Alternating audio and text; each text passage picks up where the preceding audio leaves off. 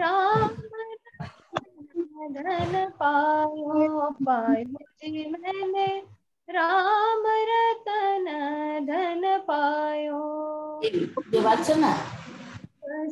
अमोलिक दे मेरे सतगुरु, अमोलिक दे मेरे सतगुरु, कृपा करी अपनायो पायो जी मैंने, कृपा करी अपनायो पायो जी मैंने, राम रतन धन पायो पायो जी मैंने, राम रतन धन पायो।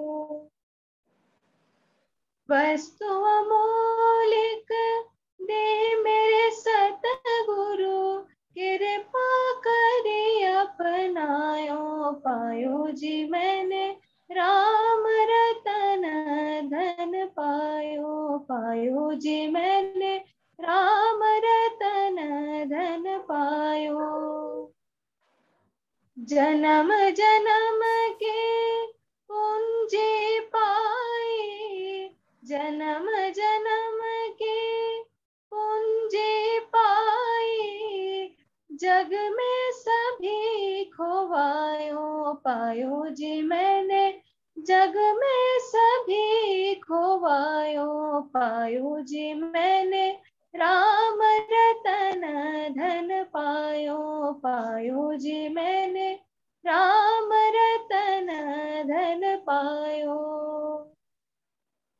खर्चे कोई चोर न लेवे, खर्चे नहीं कोई चोर न लेवे, दिन दिन बढ़त सवायो पायो जी मैंने, दिन दिन बढ़त सवायो पायो जी मैंने, राम रतन धन पायो पायो जी मैंने, राम रतन धन पायो। सत की नाव खेवटिया सतगुरु, सत की नाव खेवटिया सतगुरु, भव सागर तर आयो पायो जी मैंने, भव सागर तर आयो पायो जी मैंने, राम रतन धन पायो पायो जी मैंने, राम रतन धन पायो। मेरा प्रभु गिरधर नागर, मेरा के प्रभु, मेरा के प्रभु, मेरा के प्रभु, मेरा के प्रभु, मेरा के प्रभु गिरधर नागर, हरक हरक जस गायो पायो जी मैंने, हरक हरक जस गायो पायो जी मैंने, राम रतन धन पायो पायो जी मैंने, राम रतन धन, राम रतन धन, राम रतन धन पायो। प्रणाम। দেওয়ার না এই মাঝখানে এটা সারা শুরু করি এবার। আচ্ছা, শোনা যাচ্ছে? হ্যাঁ মা। আচ্ছা ঠিক আছে। এই মাঝখানে কি একটা এসে গেছে, একটা কি নেবিল মতো, ওটা কি করে সরাই? ও গট ইট লেখা আছে যেখানে, ওখানটা একটু ঠিক করতে, রেকর্ডিং হচ্ছে বলে দেখাচ্ছে তো ওখানে ওই গট ইট একটা, কিছু হবে না, আপনাকে দেখা যাচ্ছে, শোনাও যাচ্ছে, আপনি বলুন। अच्छा ठीक है। हिंदी तो हिंदी, हाँ हिंदी में है। शुरू करो। हाँ मैं भूल जाती हूँ, मंगला में शुरू कर देती हूँ। अब पिछले बार मैंने बताया था आप लोगों को भक्ति ठाकुर के इतना दिन तक पढ़ा तो कह रहे हैं नारदीय भक्ति जो है कली काल में वही सबसे है, और कीर्तन भजन करना। क्योंकि इस समय हम ज्यादा याग यज्ञ नहीं कर सकते हैं, क्योंकि वो समय नहीं है मेरे पास, क्षणभंगुर समय है, जीवन बहुत ही कम है, और उसमें यदि भगवान की इतने कम समय में प्राप्त करना चाहते हैं तो उसके लिए नारदीय भक्ति है। इसके लिए मैंने पिछले बार आप लोगों को दोनों की कहानी बताई थी और शुरू किया था नवधा भक्ति। नवधा जब एक तरफ देखते हैं अघोर मणि का पढ़ते हैं, उन भक्ति की पराकाष्ठा में पहुंच गए थे, और दूसरी तरफ शबरी का देखते हैं, वो भी भक्ति की पराकाष्ठा में पहुंच गए। हमारे पुराण में या हिंदू शास्त्र में या जो भी है उसमें ये बताते हैं कि साधक अपनी साधना के द्वारा मूर्ति को भी जीवंत कर सकते हैं।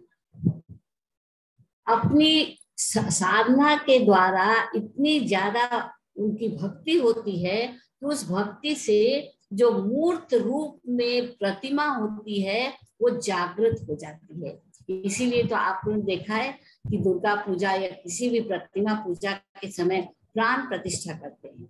लेकिन साधक जो है, जैसे भगवान श्री राम कृष्ण को देखा है कि अपनी साधना के द्वारा उन्होंने माँ काली की मूर्ति को जीवंत बना, और उनके साथ वो चलती थी, खाती थी, बातें करती थी, जो भी कुछ करना है करती थी। हाँ, औरों को नहीं दिखाई पड़ता था, उनको दिखाई पड़ता था। इसी तरीके से यहाँ पर देखते हैं अघोर मणि और ये शबरी जो है, ये भक्ति की पराकाष्ठा में चली गई। भक्ति कह रहे हैं श्री राम कृष्ण देव, भक्ति जो है अंदर महल तक जा सकती है, यानी कि भगवान के साथ एकदम डायरेक्ट उनका कनेक्शन होता है। तो डायरेक्ट कनेक्शन के लिए उस भक्ति में हमें सबसे वो नवधा भक्ति आती है। उसमें सबसे पहले कहते हैं साधु संग। अब ये साधु संग जो है ये क्या है? साधु संग में अपने अंदर पवित्रता लाना है। ये पवित्रता अगर सध जाए तो हमारे सारे पीछे के जितने भी नवधा भक्ति है, प्रेम है, सेवा है, प्रभु का गुणगान करना है, जप करना है, इंद्रिय निग्रह करना है, फिर जितने भी उसमें है, संतोष है, सरलता है, समभाव है, सब कुछ अपने आप आ जाते हैं। तो सबसे पहले देखते हैं ये साधु संग क्या है। हर एक व्यक्ति में साधुता है। केवल गेरुआ का पहनने से ही तो साधु नहीं हो जाते हैं। अंदर जो है काम, क्रोध, लोभ, मोह सब हटाना है, और उसके साथ साथ अंदर और बाहर दोनों पवित्र करना है। हमारे अंदर किसी भी तरीके का क्या कहते हैं गंदगी न रहे, किसी भी तरीके का हमारे अंदर जो है वो ऐसी छाप न पड़ जाए जिसकी वजह से वो ऑब्स्ट्रक्शन हो जाए, हम भगवान तक नहीं पहुंच पाए। ये नहीं होना चाहिए। ये होने से जैसे काम है, क्रोध है, लोभ है, ये होने से बहुत ही खराब। और कहते हैं निरंतर जो भगवान में लगा रहता है, निरंतर। अब निरंतर हम कहते हैं भगवान में कैसे लगे रहे। शबरी जो है वो भगवान को देख के इतने विभोर हो जाती है, सारा जीवन उन्होंने उनको प्राप्त करने के लिए तपस्या की थी। तो उन्होंने कहा कि हमारे में तो कुछ भी नहीं है, भक्ति श्रद्धा इतनी नम्र है, अहंकार से रहित है। तो वो कह रही कि हमारे में तो कुछ भी, नवदा भक्ति में तो एक भी नहीं है। कहते नहीं, तुम भामिनी। भामिनी किसको कहते हैं? जो भगवान के एकदम पास ही रहते। कहते हैं कि वो तुम्हारे अंदर सभी क्या है, गुण है। नवदा भक्ति तुम्हारे अंदर है, क्योंकि साधुता है, पवित्रता है तुम्हारे अंदर। तुम हमेशा भगवान से जुड़े रहते हो। ये कहते हैं कि वेद पाठ करने से, भगवान के स्तव करने से वो शीघ्र जागृत हो जाते हैं, मन पवित्र हो जाता है। जहां मन पवित्र हुआ, उस पवित्र मन में क्या है, भगवान का रिफ्लेक्शन आ जाता है। हम अनुभव करते हैं, हम ये कम से कम इतना महसूस करते हैं, इतना जानते हैं कि हाँ है। तो सबसे पहले क्या है, विश्वास होना चाहिए। भगवान है, हम जो कह रहे हैं सुन रहे हैं, ये विश्वास अगर होता है तो हम आगे बढ़ सकते हैं। अगर हमारे में विश्वास ही नहीं होगा, अरे ये क्या है, हम भक्ति क्या है, वो क्या है, ये सब बेकार बकवास है, इसको छोड़ो। अभी मैं पढ़ रही थी एक जगह, केवल खाओ पियो मौज उड़ाओ। आज ये क्या हो रहा है, ये यूक्रेन और इसमें इनका क्या है, केवल एक दूसरे से, हम संसार में सबसे ऊंचे हम ही रह जाए। ये नहीं उनको पता है संसार में भगवान जिसको ऊंचा करते वही ऊंचा होते हैं, भगवान जिसको नहीं करते वो नहीं हो सकते हैं। तो इसमें क्या है, केवल इनका भगवान नाम की कोई चीज ही नहीं है, खाओ पियो मौज उड़ाओ और ये सब। तो जहां ये होता है वह एक जगह लिखा है, वो पिछले जन्म में सुअर आदि थे शायद, इस जन्म में किसी तरीके से उनको किसी अच्छे कर्म के कारण उनको मिल गया है, लेकिन उसका यूटिलाइज ठीक से नहीं कर रहे, उसका जीवन का अपना इस्तेमाल ठीक से नहीं कर रहे हैं, इसलिए और वो गड्ढे में चले जाएंगे। तो कहने, हम इतने डिटेल्स में नहीं जाएंगे, केवल इतना ही कहेंगे कि सबसे पहले नवदा भक्ति में जो है वो संतों के सत्संग में रहना चाहिए। संतों के सत्संग में रहने से क्या होता है, मन पवित्र होता है। आपको उसमें एक मैं कहानी नहीं, एक सत्य घटना है। जब स्वामी जी खेतड़ी में गए थे तो वहां पर खेतड़ी नरेश ने उनकी मनोरंजन करने के लिए गणिका को बुलाया, आप लोग को पता है, और वो गाना गाने के लिए तैयार। स्वामी जी उसी वक्त उठ करके चले जा रहे हैं। तो क्या हुआ, उसके मन में बहुत ही दुख हुआ कि हम गणिका है, इसीलिए मुझे देख के वो चले जा रहे हैं। तब उन्होंने कहा, प्रभु मेरे अवगुण चित न धरो, समदर्शी है नाम तिहारो, चाहे तो मोहे पार करो। इसको सुन करके स्वामी जी अभिभूत हो गए। और फिर वो महिला जो है उसने क्या देखा, उन्हें स्वामी जी के अंदर प्रत्यक्ष भगवान को देखा। और उस दिन से उसने मन में ठान लिया कि आज से मैं गणिका का काम नहीं करूंगी, गाना भी नहीं गाऊंगी। तो यही मेरा जिंदगी का आखिरी गाना था। तो उसके अभी भी वो जिंदा है। सुना है मैंने कि रामकृष्ण मिशन के उतरी के कोई साधु राजस्थान में ही ढूंढते ढूंढते उसके पास गए, बुद्धि हो गई एकदम। तो उन्होंने कहा कि मैंने स्वामी जी को गाना सुनाने के बाद मैंने भगवान को गाना सुनाया, अब उसके बाद मुझे और किसी को गाना नहीं सुना।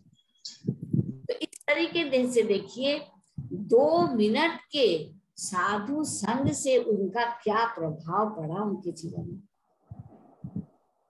केवल दृष्टि मात्र से ही।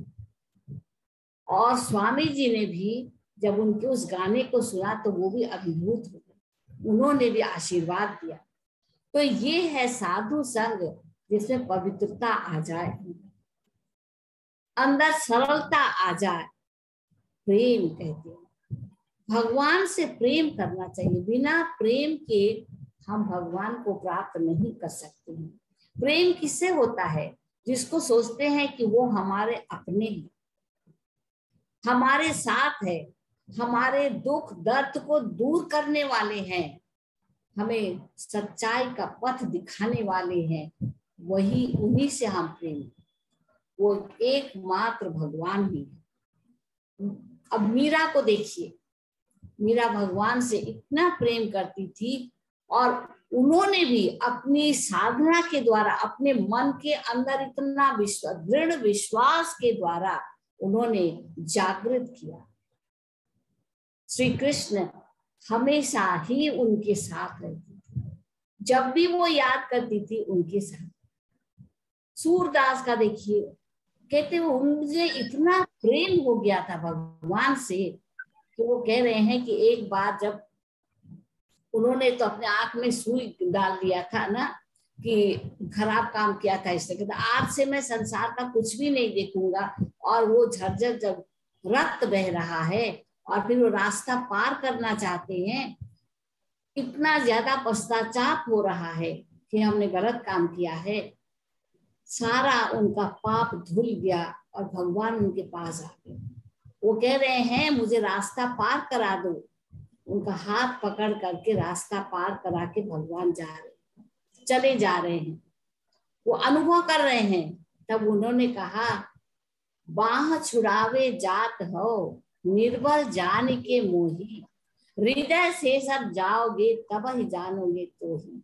कितना विश्वास, मेरा हाथ छोड़ के तुम चले जा रहे हो, लेकिन तुम तो मेरे मन मंदिर में बस गए हो। मेरे मन मंदिर से अगर तुम चले जाओगे तब मैं जानूंगी कि हाँ तुम चले गए।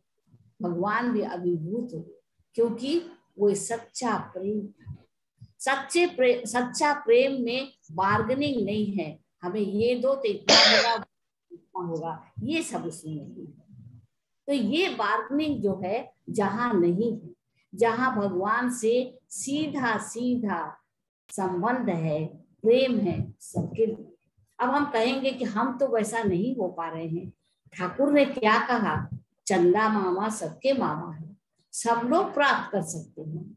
अपने अंदर से मोह माया दूर करो, अपने अंदर से जितने भी हिंसा है, द्वेष है, इसको दूर करो, तो देखो मन निर्मल होगा, स्वच्छ होगा, कितना आनंद पाओगे। वो आनंद के और वो शांति जो है इस सांसारिक जीवन में नहीं।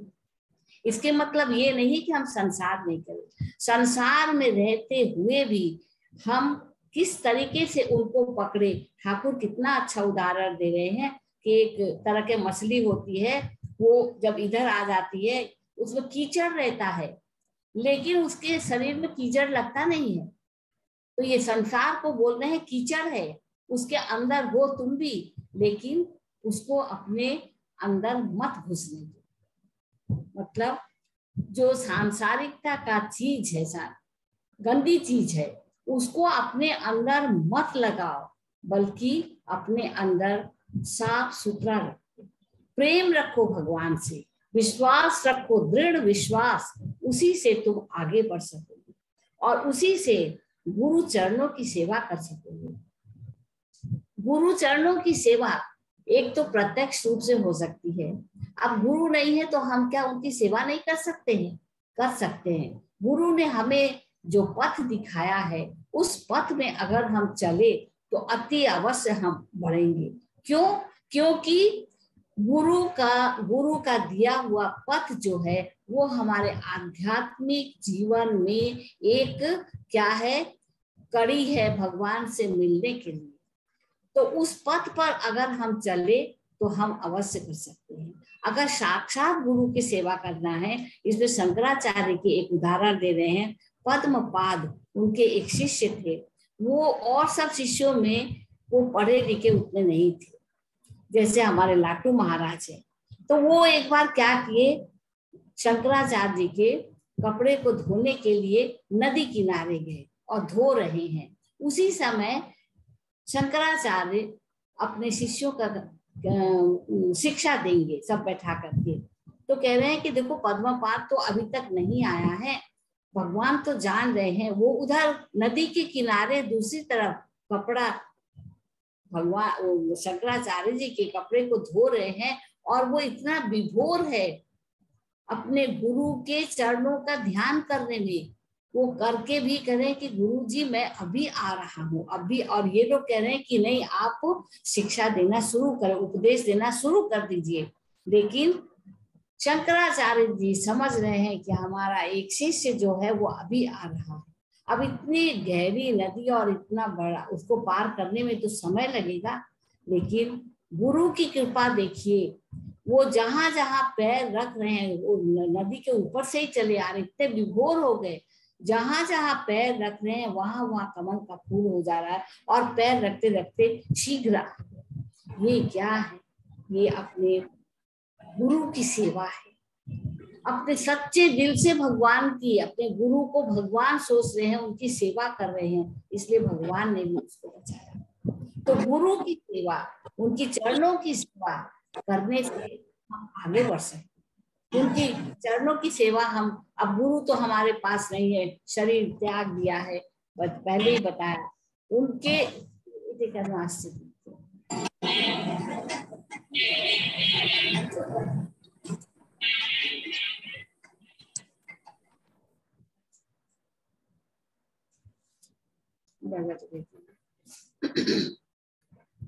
अब उन्होंने कहा कि गुरु की सेवा इस तरीके क्यों कैसे करें, पीछे क्या है, दृढ़ विश्वास, प्रेम है, साधु संग करने की इच्छा है, इसीलिए कर रहे हैं।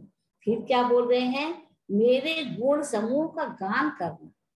ठाकुर पहले ही बता दे रहे हैं, कलयुग में नाम गुणगान करना ही सबसे अच्छा है, और उसी में आप भगवान को शीघ्र प्राप्त कर सकते हो। और वो गुणगान जो है, वो गुणगान सच्चे दिल से होना चाहिए, भाव के मुंह में चोरी नहीं करना है। जैसे उन्होंने उदाहरण दिया है कि जमींदार लोग जा रहे हैं एक तरफ, हाँ, कहीं विवाह के उत्सव में जा रहे हैं, और एक तरफ क्या है, डाकुओं का दल आ रहा है।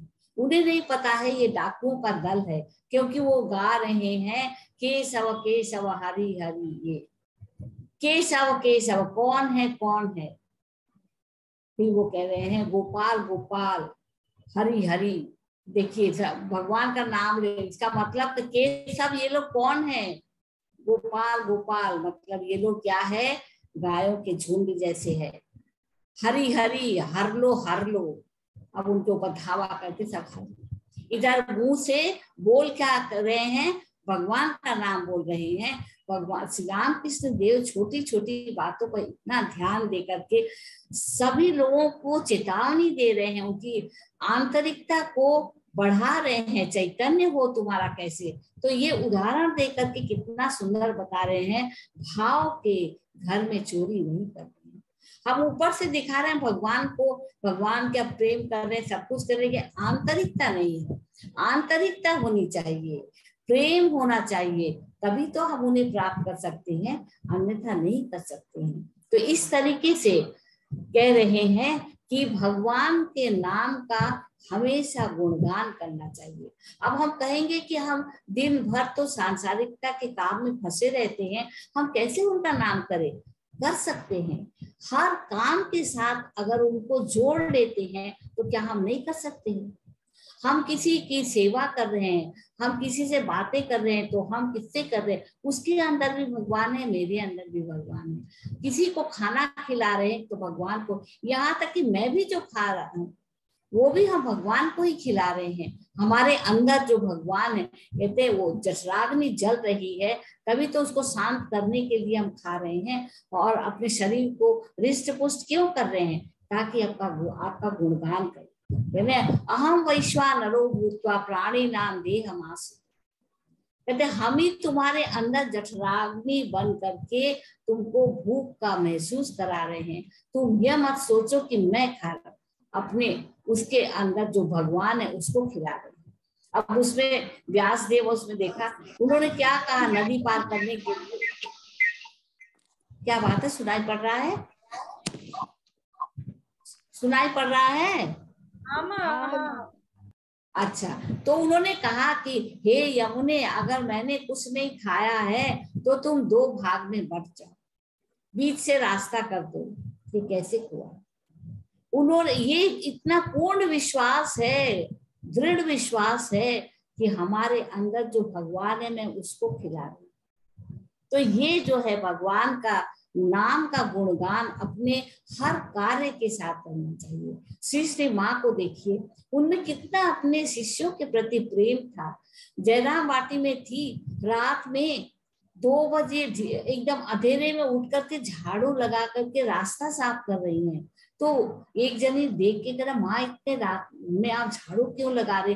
अरे क्या, हमारे छोटे छोटे बच्चे आएंगे और वो लोग खाली पैर में यहाँ चलेंगे, कंकड़ पत्थर पैर में घुस जाएंगे, उनको तकलीफ होगी। ये देखिए, अपने संतानों से कितना प्रेम है भगवान को। वो देखे गांव में तो उतना चाय नहीं पीते थे भगवान श्री राम के, माँ शारदा देवी के जो कुछ शिष्य बात नहीं जाते थे वो चाय पीते थे। अब उन्होंने क्या किया, दूध नहीं है, घर घर जाकर के भिक्षा में थोड़ा दूध ले। क्यों? अपने हमारे बच्चे जो हैं वो चाय पीना पसंद करते हैं, उनको चाय देंगे। रात में जाकर के देख रहे इतना घूंघट डाल करके सब्जी ले आ रही है। तो एक जनी ने कहा कि माँ आप कहाँ जा रही है? कुछ नहीं बाबा, तुम हमारे सब बच्चे आएंगे, सब ताजी सब्जी तोड़ के ला रहे हैं, कोई ना देखे। अब देखिए माँ दिखा दे रही है निस्वार्थ प्रेम कैसे करना चाहिए। उसके बदले में हमें कुछ चाहिए नहीं, हम भगवान से प्रेम करते हैं, भगवान को चाहते हैं। इसलिए ये नवदा भक्ति में ये आती है कि भगवान के नाम का गुणगान करें।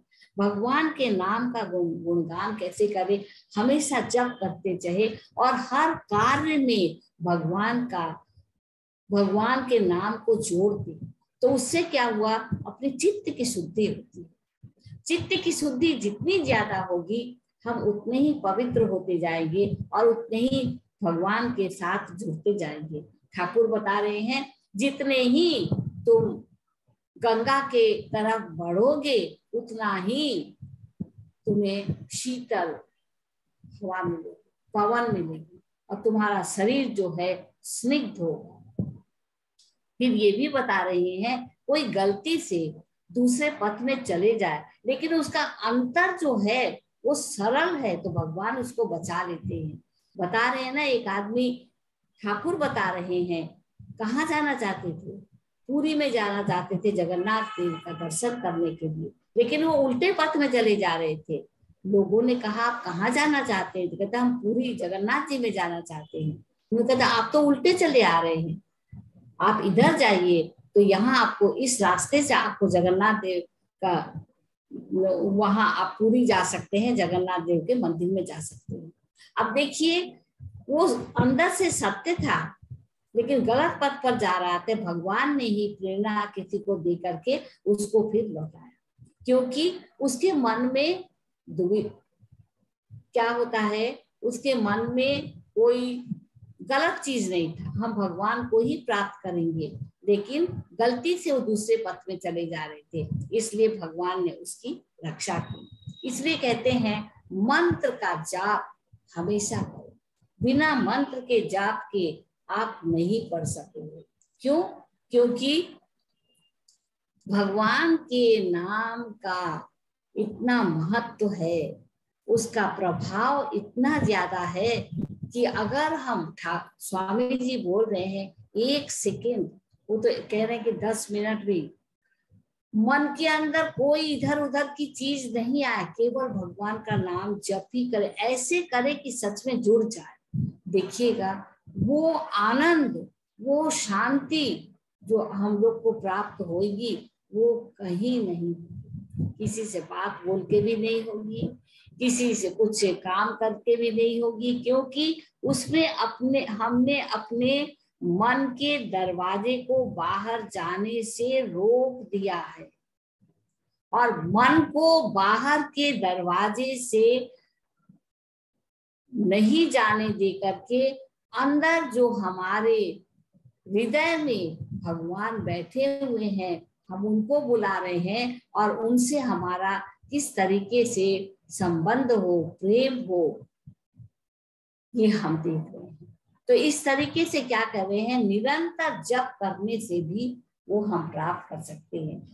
माँ बहुत ही सरल तरीके से बोलती है, कुछ नहीं है तुम करते ही जाओ, देखो ना कर 10,000 20,000 तुम करो, कैसे नहीं भगवान मिलेंगे, कैसे नहीं मन शांत होगा, लेकिन करो तो सही। शुरू में हमारा मन चंचल हो जाएगा, लेकिन चंचल होने के बाद भी अगर हमारा पूर्ण विश्वास है, अगर हमारा उसके अंदर भगवान को प्राप्त करने के लिए हम प्रयत्न लगातार करते चले तो कह रहे हैं कि भगवान अवश्य प्राप्त हो।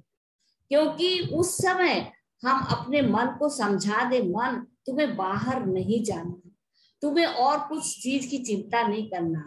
अक्सर ऐसा होता है कि जब करते समय ही तब और सब चीजें याद आती हैं, लेकिन मन को समझा दो, मन तुम अभी किसी चीज की चिंता मत करो, केवल ईश्वर की ही चिंता करो। जो हमें मंत्र दिया है हम केवल उसी का करें। ये मंत्र सिद्ध मंत्र है। उस मंत्र को अगर हम ठीक ठीक हम जप करते हैं तो एक एक कड़ी कड़ी करके जोड़ जोड़ के हम अवश्य ही पहुंचेंगे। तो केवल हमारा दृढ़ विश्वास होना चाहिए, उसके अंदर हमारा प्रेम होना चाहिए, उसके अंदर हमारा लगन होनी चाहिए। ये नहीं कि एक दिन करके छोड़ दे, नहीं, रोज रोज हमेशा हमेशा। और दूसरी बात, हर काम में भगवान का ही काम कर रहे हैं, इसको भी करें। दूसरी बात उसी में जुड़ के आता है इंद्रिय निग्रह। ये इंद्रिय निग्रह जो है इसमें क्या कहते हैं, अपने सभी इंद्रियों को समझा करके देना। कहते हैं उसमें कहते हैं परांची खाने। हमारी इंद्रियां तो बाहर की सभी चीजें देखती हैं, आंख बाहर की चीजें देखती हैं, कान बाहर की चीजें देखते हैं, हम सांस लेते हैं, जीवा जो है वो खाने के लिए है। तो इस तरीके से क्या है, हमारी सारी इंद्रियां जो है वो बाहर की तरफ ही है। लेकिन इसको हम ठाकुर बोल रहे हैं इसका मोड़ घुमा दे। हमें जब देखनी है तो अच्छी चीज देखनी, सुनना है तो अच्छी चीजें सुननी, बोलना है तो अच्छी बातें बोलना है। हम किसी को गाली गलौज नहीं की, हम ऊपर से दिखा रहे, किसी के ऊपर गुस्सा हो गए लेकिन ऊपर से दिखा रहे कुछ नहीं है, अंदर ही अंदर उसको कोस रहे हैं, तो ये भी गलत है। नहीं, जो हुआ भगवान की इच्छा से हुआ। भगवान मुझे इतनी शक्ति दो कि मैं सब सह सकूं।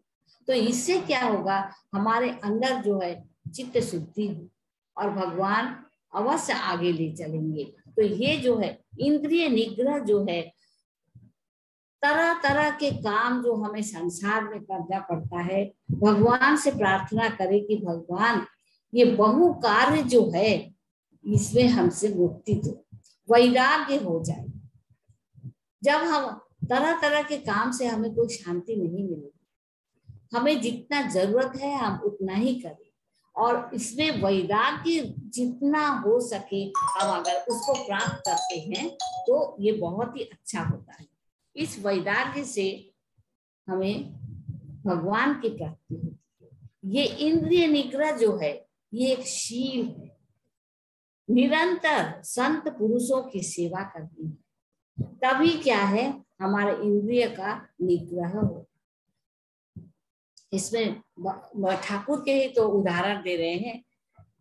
एक जगह क्या है, दो भाई हैं, एक क्या कर रहा है, उधर जा रहा है भगवान वेश्या घर में जा रहा है, और एक भागवत सुन रहा है। तो वो कह रहा है जो गणिका के घर में गया था, उसने मेरा भाई कितना पवित्र है, वो भागवत सुन रहा है। देखो मन होना चाहिए, और ये सोच रहा है पता नहीं कि हम भागवत में बड़र बड़र क्या सुन रहे हैं, कुछ अच्छा भी नहीं लग रहा है, मेरा भाई जो है कितना आनंद कर रहा है।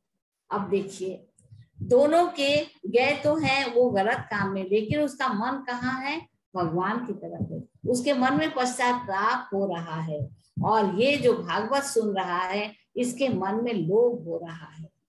तो देखिए कितना अंतर है। इसलिए कह रहे हैं मन के ऊपर नियंत्रण रखो, समनस्क हो।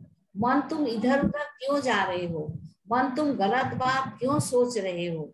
अगर हमारा मन दुर्बल है, हमारा मन ठीक से नहीं जा पा रहा है, तो भगवान से प्रार्थना करें कि भगवान हम तो दुर्बल है, निर्बल है, तुम ही मुझे पार करो, तुम ही मुझे आगे बढ़ाओ, नहीं तो हम नहीं कर सकते हैं। तुम अपनी शक्ति के द्वारा, तुम अपनी प्रेरणा के द्वारा हमें आगे बढ़ाओ, क्योंकि मनुष्य ये अहंकार करके कभी नहीं कर सकता है कि हम इतना जप कर रहे हैं, हम शुद्ध पवित्र हो गए। नहीं, हम कैसे होंगे जब तक भगवान की अनुकंपा मेरे ऊपर नहीं होगी, जब तक भगवान की कृपा मेरे ऊपर नहीं होगी, हम आगे नहीं बढ़ सकते।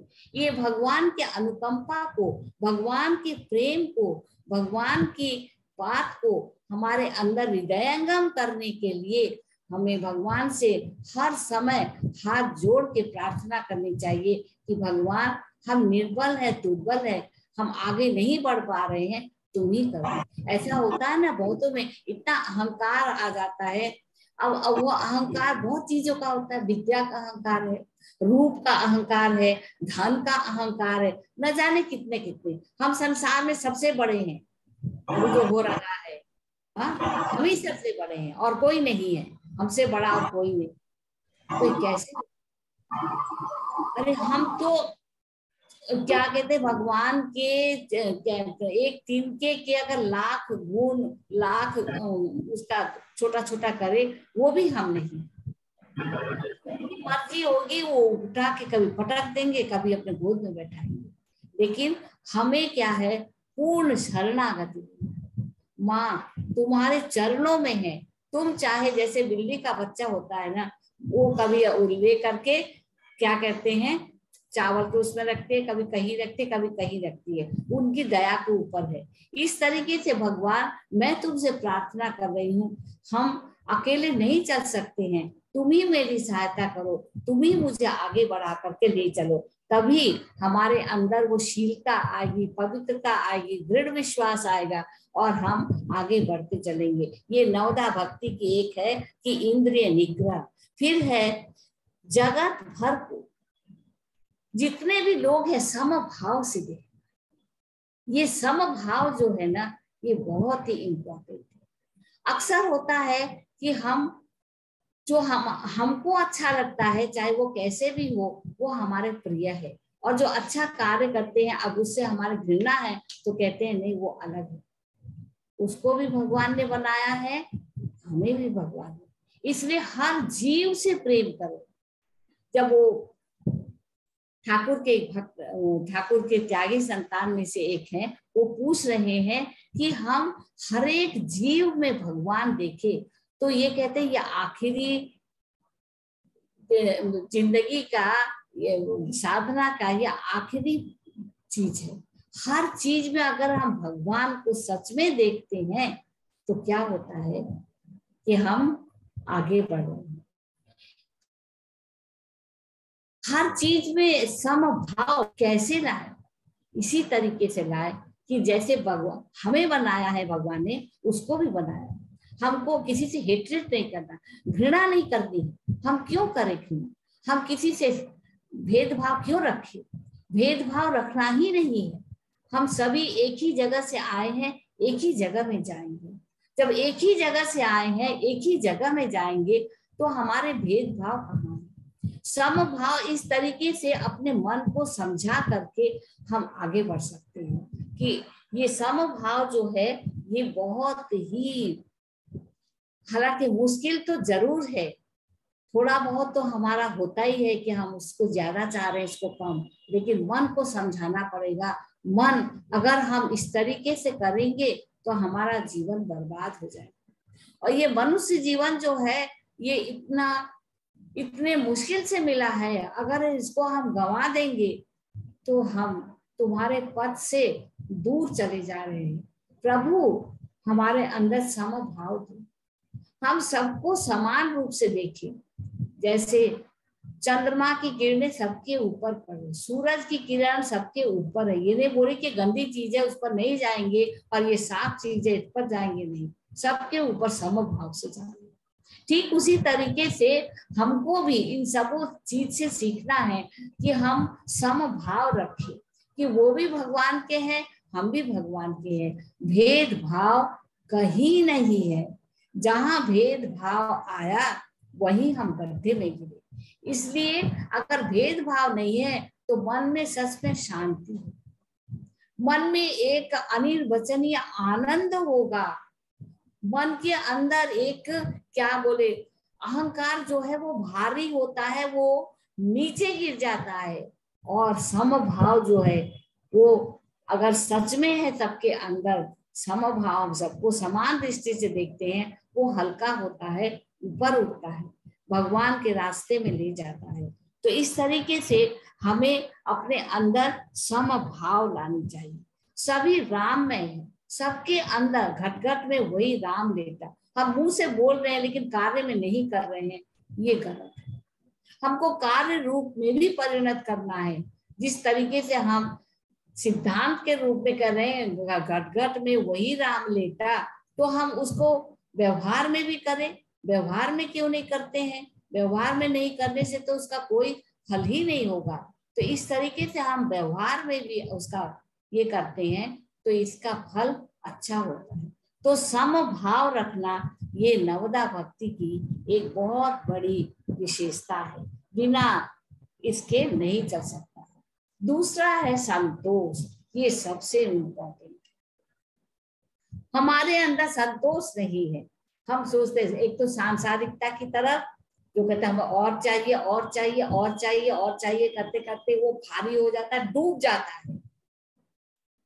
और जिसमें संतोष है, जो मिला उसी में, यदृच्छा लाभ संतुष्ट, यदृच्छा लाभ से हमें जो मिल जाता है भगवान की तरफ से उसी में हमें संतोष करना चाहिए। उसको भगवान ने इतना दिया, हमें कुछ नहीं। उसको महल दिया, हमारी कुटिया है। उसके पास इतना धन है, मेरे पास कुछ नहीं है। वो आध्यात्मिकता में इतना बढ़ गया है, मैं नीचे हूँ। तो अगर ये भी है कि वो आध्यात्मिकता में इतना आगे बढ़ गया है, मैं नीचे क्यों हूँ? मेरी गलती से है, मैं आगे नहीं बढ़ना चाहती हूँ, असल में इसलिए नहीं बढ़ पा रहे हैं। मन को अगर आप समझाए कि नहीं मन देखो, ये हमें आध्यात्मिक जगत में बढ़ने के लिए नवधा भक्ति में जो बोला गया है संतोष, मन में संतोष रखना चाहिए। अब ये संतोष ये नहीं है कि हमने इतना भगवान का नाम ले लिया बस संतोष और फिर बाद में देखा जाएगा, वो नहीं। ये संतोष जो है यदृच्छा लाभ संतुष्ट, हमको जो भी मिल जाता है वही ठीक है, उसी में हमें संतोष रहना चाहिए। उसके बिना अपने अंदर एक जो संतोष की भावना नहीं है, हर समय मन में है इसको प्राप्त कर इसको प्राप्त कर, से मन जो है दुविधा में पड़ जाता है, मन चंचल हो जाता है और मन अपने लक्ष्य से भटक जाता है। अगर हम लक्ष्य से भटक गए तो हम गड्ढे में गिर गए। इसलिए कह रहे हैं कि नवदा भक्ति में संतोष जो है वो एक बड़ी चीज है। भगवान ने हमें जो दिया है हम उसी में संतोष रखें। फिर आखिर में आता है सरलता। बिना सरल हुए भगवान को हम नहीं प्राप्त कर सकते।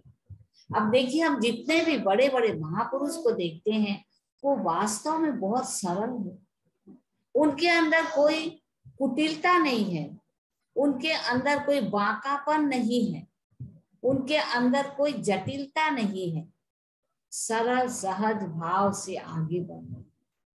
ये सरलता जो है, जो सरल होते हैं ठाकुर कहते हैं वही भगवान को प्राप्त कर सकते हैं। अब सरल कहते हैं उसके मन जो है उसके अंदर कोई कालिख नहीं है, उसके अंदर कुछ गड़बड़ी नहीं है। अब जैसे कि कोई मशीन को चलाने के लिए हम क्या देखते हैं, उसके सारे पुर्जे ठीक रहे, उसके सारे तार ठीक ठीक रहे, हाँ तभी तो वो चल सकता है, अन्यथा वो नहीं चलेगा। ठीक उसी तरीके से हमारे अंदर जितनी भी चीजें हैं, काम क्रोध लोभ मोह, इसका मोड़ हम घुमा दें। मन को सरल रखे, मन को सरल रखने से मन सरल जो होता है वो हल्का होता है, ऊपर उठता है। और उसमें अगर अहंकार की भावना आ जाती है तो सरलता चली जाती है। सरलता जो है भगवान को प्राप्त करने के लिए सबसे बड़ी चीज है। अब देखिए नवदा भक्ति को देखने के बाद हम देखते हैं गीता के 1-2 श्लोक को देख के उसमें देखते हैं कि उसमें नवदा भक्ति की सारी चीजें भरी हुई हैं। सबसे पहले हम ये देखते हैं, बहुत सुंदर है,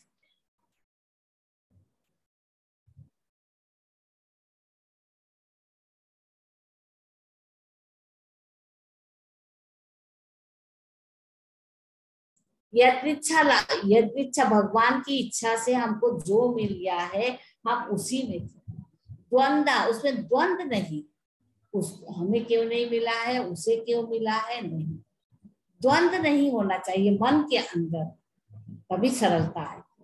और क्या है उस विमत सरल जो हमारे अंदर काम, क्रोध, लोभ, मोह, मद, मात्सर्य है, वो सब नहीं होना चाहिए।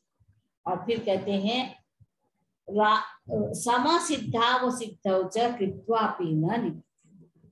सम सिद्ध, सम है, उसी से हम सिद्धि प्राप्त करते हैं। अगर हमारे के अंदर जो है हम भगवान यदृच्छा लाभ, भगवान की इच्छा से हमें जो मिला है उसी में हम संतुष्ट है, उसी में ठीक है, तो इससे हम आगे बढ़ सकते हैं। तो ये गीता का जो है ये नवदा भक्ति से बहुत ही जुड़ा हुआ है। फिर ये कहते हैं मात्रा स्पर्शास्तु कौन्तेय शीतोष्ण सुख दुःखदा आगमापायिनो नित्यं तान्तितिक्षस्व भारत।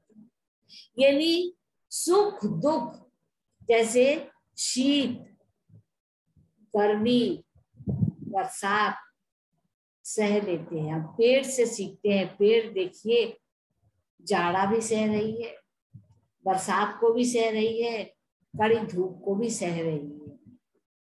तो हमें भी उसकी तरह सहनशीलता होनी चाहिए। दुख जो है वो क्या है, लहर की तरह है, आएगा चला जाएगा, उससे हम प्रभावित ना हो। ये छोटी छोटी चीजें हैं। बहुत लोग होता है ना, छोटी सी दुख में इतना ज्यादा मान लेते हैं कि जिंदगी से हाथ ही धो लेते। क्यों?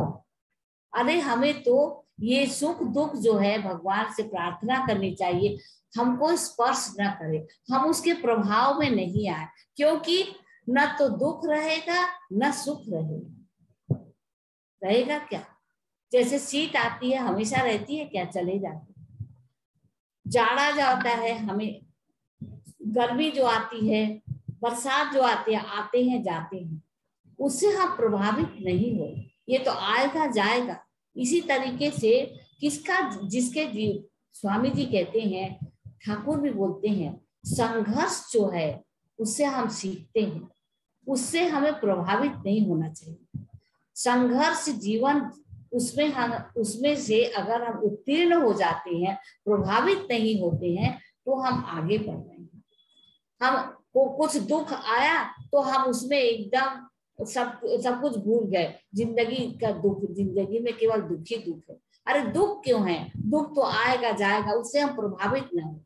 हम भगवान के प्रेम में इतने ज्यादा अपने को भर ले कि ये हमारे अंदर घुस ही नहीं पाए, जगह ही ना हो। स्वामी जी बोल रहे हैं, मन के अंदर अगर कोई खराब विचार आए तो उसको उठा के तुरंत पटक दो कि मन, तुम अमर आनंद के भागीदार हो, तुम्हें किस बात का दुख है, तुम क्यों रोते हो? इस चीज को अपने अंदर बल दो, इसके अंदर अपने मन को इतना स्ट्रांग बना लो, अपने मन को इतने ज्यादा बैठा लो इसके अंदर कि ये सुख दुख जो है ये आएंगे जाएंगे, ये हमको प्रभावित ना करे, इससे हम विचलित ना हो, इससे हम अपने जीवन के लक्ष्य को खो न दें। हमारा जीवन का लक्ष्य क्या है? ईश्वर की प्राप्ति। उस ईश्वर की प्राप्ति में अनेकों बाधाएं आती है, अनेकों अड़चने आती है। हम उस अनेकों बाधाओं और अड़चनों को पार करते हुए चले, तकलीफ को, परेशानी को परेशानी ही न समझे। भगवान का दिया हुआ है, भगवान तुम इसे हटा दो, ये प्रार्थना करने से वो सच में सारी चीज हटा लेते हैं। उसके बाद बोलते हैं, तीसरा है या निशा सर्वभूतानां तस्यां जागृति संयमी यस्यां जागृति भूतानि सा निशा पश्यते। कहते हैं कि साधारण लोगों के लिए जो उसमें जगे रहते हैं, उसमें आनंद लेते हैं, सांसारिकता में, उसमें वो जगे हुए हैं। क्या हमारा धन नहीं हो रहा, हमारा ये नहीं हो रहा है, हमारा फलाना धमाका नहीं हो रहा है, उसी में वो जागृत है। लेकिन जो योगी है, जो भगवान को प्राप्त करते हैं, उसके लिए वो निशा है, वो अंधकार है। उस पथ से हमें नहीं जाना है। हमें ये क्या है, उनके लिए ये दिन नहीं है, वो दिन सोच रहे हैं, ये हमारे लिए दिन है। लेकिन योगी जो है और जो ईश्वर के पथ में चलने वाले हैं, आध्यात्मिकता के पथ को पकड़े हुए हैं, वो समनस्क रहेंगे। वो देखेंगे कि उसमें वो जागते रहेंगे, मतलब हमको वो चीज छू न दे, हम उससे प्रभावित ना हो। और जब हम योगी लोग जो इसमें जागृत रहते हैं, सांसारिक लोग जो है उसमें सोते रहते हैं। याग योग में भगवान रहते हैं। अब कह रहे हैं कि तुम जो है अपने ये जिस चीज में जगे हुए रहते हैं, यानी उसको प्राप्त करने के लिए योगी के लिए वो अंधकार है, निशा है। और इसमें ये लोग जिसमें समनस्क रहते हैं, समनस्क जगे हुए रहते हैं, सांसारिकता के लिए वो निशा है। दोनों में देखिए कितना अंतर है। केवल अपने मन को समझाना है और आगे बढ़ना है। तो इस तरीके से हम ये देखते हैं गीता के ये 2-3 श्लोक जो हैं, बहुत सारे हैं, लेकिन फिर भी 2-1 चीज जो है ये नवधा भक्ति से बहुत मिलते हैं और हमको प्रभावित करते हैं। हम उससे अगर अपने मन को जोड़ लेते हैं, उससे अपने मन को समझाते हैं, तो हम थोड़ा आगे बढ़ सकते हैं कुछ आशा लेकर के। फिर ये कहते हैं अनन्यासिंतो ये माम जना पर्युपासते तेषां नित्याभियुक्तानां योगक्षेमम्। अगर आप संपूर्ण रूप से हम भगवान के ऊपर ही निर्भर है, तो भगवान हमारा भार लेंगे। अनन्यासिंत, अनन्य रूप से, यानी लगातार 1 सेकंड भी हम भगवान की चिंता से अलग नहीं। हालांकि ये जैसे बड़े बड़े योगी हैं, मीरा है, तो सूरदास जी है, कबीरदास जी है, इनके जीवन को जब हम देखते हैं तो ये हर चीज में भगवान से हमेशा, हमें 1 सेकंड के लिए भी नहीं हटते। श्री राम कृष्ण को देखिए, माँ शारदा को देखिए, हम देखते हैं कि वो सांसारिकता के काम में इतनी फंसी हुई है, लेकिन वास्तव में वो सच में योगी है।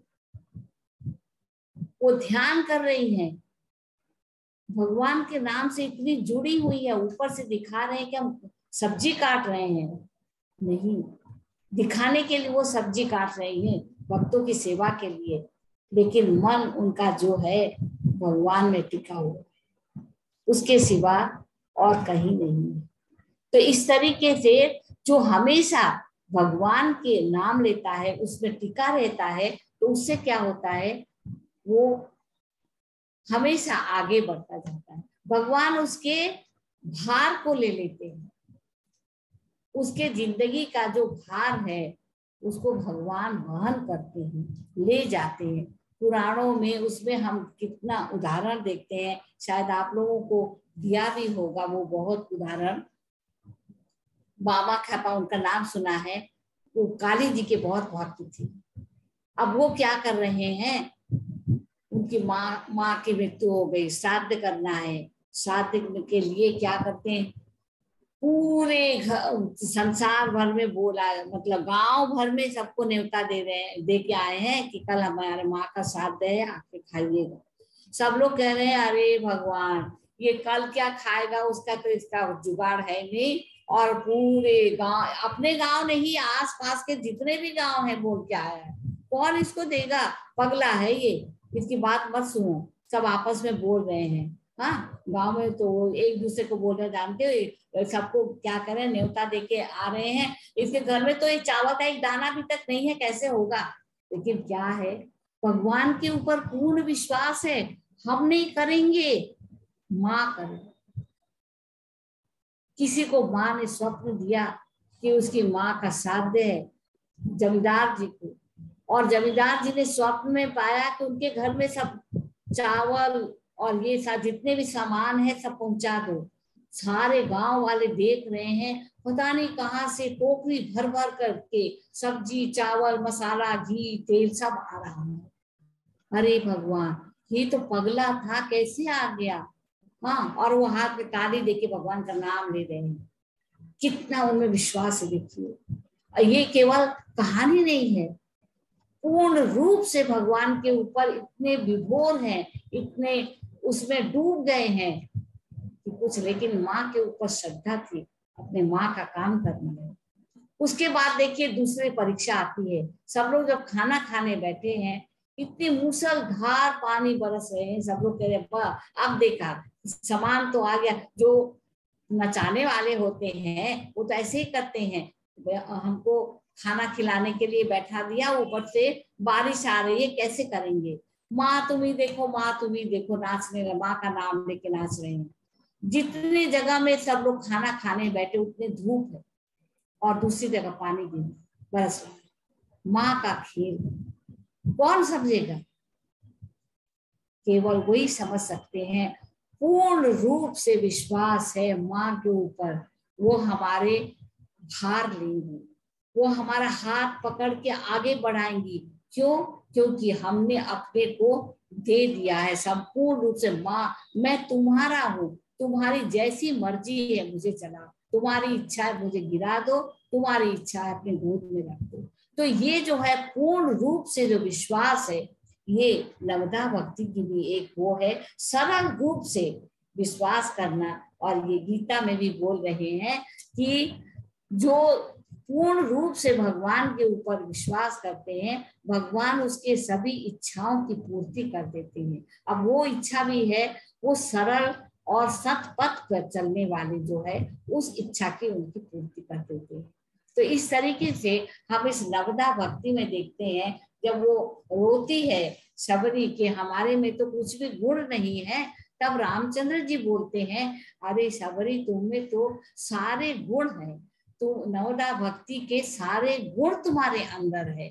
और वो कहते हैं कि अच्छा, मैं हम जो यहाँ पर आए हैं सीता की खोज के लिए आए हैं, क्योंकि शबरी ने कहा आज मेरा जीवन सफल हो गया और आपके चरणों में योग साधना के द्वारा मैं जीवन का त्याग करूं।